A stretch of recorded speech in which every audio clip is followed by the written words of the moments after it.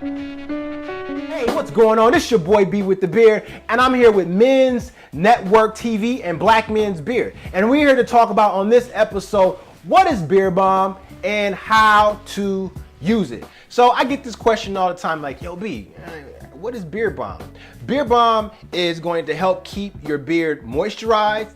It's going to condition your beard. It's going to tame your beard, and it's going to help you style your beard. Now, there's various types of balms, from a medium hold to a lighter hold to a heavier hold. Depending on how long and curly and coarse your beard is going to determine what type of beard balm you will need.